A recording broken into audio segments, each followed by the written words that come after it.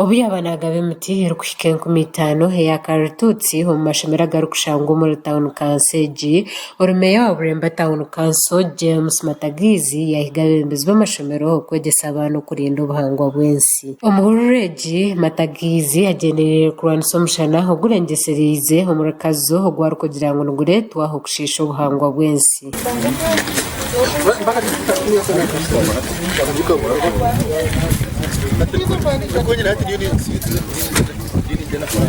Buri umubebembezo no kugira icyo wakora cyakuba kiri ikikiri kirungi cyo kubangira ikitweka nabatekateka no kushaba ubururu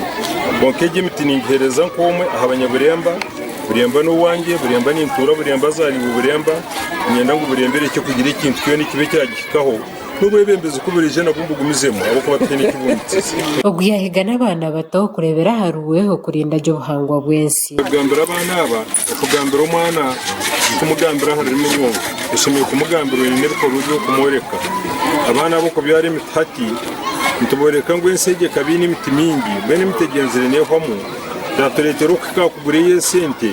ngwe kabasa kutuyambe kura ebangira ikitweka bene atabana abo mugubene mayango imiti nikikuru kandi umukushoma no mishoma imiti niyo kuturetera buri kintu cyone cyo kubasa kugira ngo cyahwera amagara gaitu bene mugende muze kwataje imitegi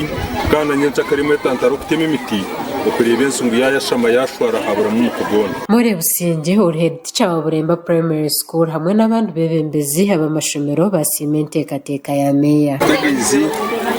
meya Buremba Town Council ati kungiye kuza kwitegereza nashango mbiro byo mu ishomashomero aganirije kubira imiti okurigira uko mitegenzere necendero mu ihanga nyenda kutwara umugisha gusima meya Buremba Town Council aha bw'iki kiyatwara kwishomero ya Buremba modo yatereze imiti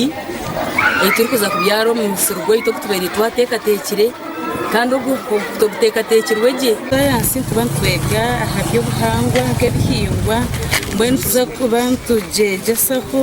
eri gukora nka live examples wano mwegesa mbabyara bato muti kugenda umutinde kina umworeke no kuba kurebera n'emugasho yago obwakucerera tuza kuba twera munonga ariko yakubenta mu transport za kuronde barahare kubegesezaho za kuba tubegeseza mu ishomero ry'iki simahanga bwizubere koranga yati bente bekanseji yotereze imiti yara ishomero rije kutiyamba ukurinda y'ubuhangwa. District ya Kazone mwa Health District hezero kuteganiswa munongo mushano muri Uganda okushisha obuhangwa bw'ensi ni kimwe ha bintu hebiri kwegekirwa kizobweki